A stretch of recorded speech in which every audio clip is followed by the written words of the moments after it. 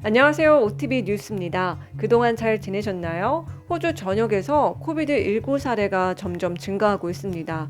지난 24시간 동안 호주에서 47,738명의 새로운 코비드19 사례가 기록되는데요. 전국 병원 사례는 362건이며 중환자실 환자는 194명입니다. 수석 의료 책임자인 소니아 베넷 박사는 연방 정부가 환자 수를 안정적으로 유지하기 위해 주와 테리토리 정부와 협력하고 있다고 말했습니다. 이런 가운데 뉴사우스 웨일즈주에서는 밤새 23,131명의 추가 감염이 확인되면서 새로운 코비드19 일일 사례 신기록을 세웠습니다. 입원 환자도 1,344명이 치료를 받아 어제보다 140명이 늘었습니다. 105개 케이스는 집중 치료실에 있는 것으로 알려졌는데요. 이는 어제보다 10개 케이스가 증가한 것입니다. 뿐만 아니라 안타깝게도 2명이 추가로 바이러스로 사망했습니다. 시드니 서부에서 온 90대 남성이 웨스트미드 병원에서 사망했는데요. 이 남성은 코비드19 백신을 2번 접종했던 것으로 알려졌습니다. 또 다른 사망자는 뉴캐슬 지역의 70대 남성으로 존 헌터 병원에서 사망했습니다. 그는 토론토에 있는 노인 요양시설의 거주자였으며 그곳에서 감염됐습니다. 이 남성도 코비드19 백신을 2차례 접종한 것으로 전해졌습니다. 지난 24시간 동안 83,376건의 검사가 실시됐으며 오늘도 시드니 진료소 밖에서도 긴 검사 라인이 계속되고 있습니다. 또한 검사를 받기 위해 줄을 기다리는 시간도 길어지고 있는 가운데 무려 8시간이나 기다렸다는 소식도 들려오고 있습니다. 이런 가운데 NSW주는 신속한 테스트 부족에 직면함에 따라서 시드니 전역에서 24개 이상의 코로나 바이러스 테스트 클리닉이 일시적으로 문을 닫았습니다. 상황이 이렇자 NSW주 보건부는 증상이 있는 사람과 코비드19 확진자가 있는 가구에 거주하는 사람 또는 당국에서 PCR 검사를 받도록 권고받은 사람에게만 검사를 받을 것을 다시 한번 촉구했습니다. NSW주 보건부는 코비드19 테스트에 과부하가 걸려 엄청난 압박을 받고 있다고 또한 덧붙였는데요. 이에 따라 요즘 결과를 봤는데도 4일에서 8일 정도 걸리는 것으로 전해지고 있습니다. NSW주 병원도 부담이 커지고 있는데요. 보건부는 의료 시스템에 불필요한 부담을 주지 않도록 코로나19 PCR 검사를 받으려면 트리플 제로에 전화하거나 병원 응급실에 가지 말아줄 것을 당부했습니다. 빅토리아주에서도 코비드19 사례 수가 어제 8,577명에서 14,020명으로 밤새 급증했습니다. 퀸즐랜드주에서는 5,699명이 신규 확진됐고 나무주에서는 3,246명이 감염됐습니다. 감염자가 급증하는 만큼 신속 항원 검사 키트에 대한 수요도 많아지고 있는데요.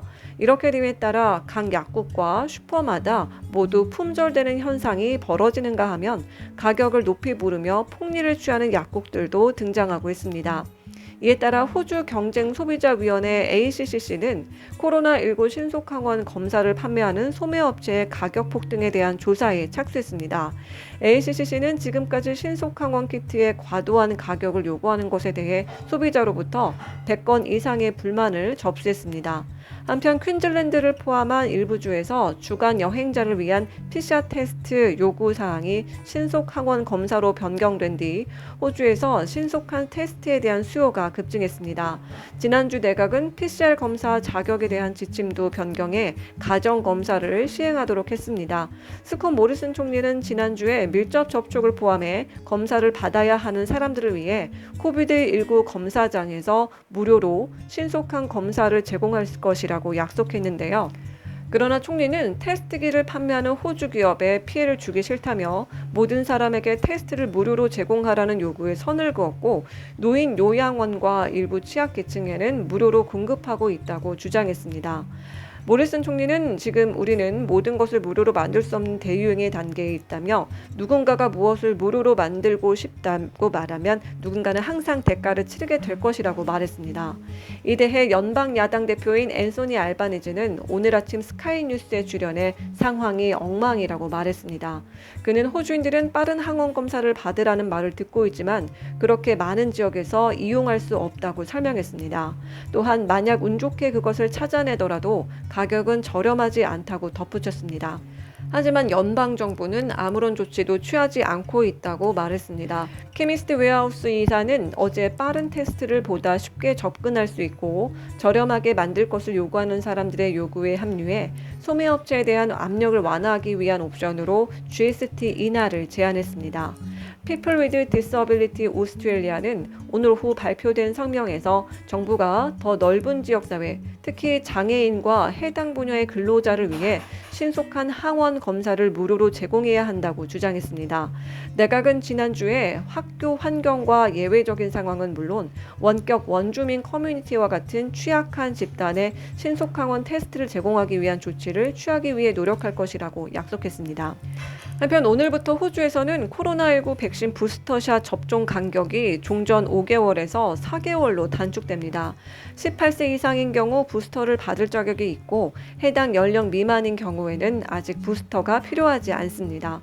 1월 4일부터 2차 접종과 추가 접종 사이의 대기 기간은 4개월이며 이는 1월 31일부터 3개월로 간격이 더 줄어듭니다. 그렉 헌트 보건부 장관은 모든 호주인이 이미 부스터를 보유할 수 있을 만큼 충분한 백신이 있다고 말했습니다. 호주는 화이자와 모더나, 아스트라제네카 등 3개 코로나19 백신을 사용하고 있지만 아스트라제네카는 단계적으로 폐지되고 있습니다. 화이자이든 모더나든 처음 2번 접종한 백신과 상관없이 추가 접종을 받을 수 있습니다.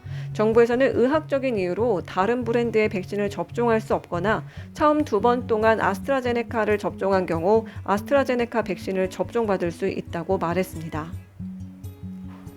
오늘은 호주 코로나 상황과 신속 진단 키트, 4개월 부스터샷 접종 간격에 관한 소식 가져와 봤습니다.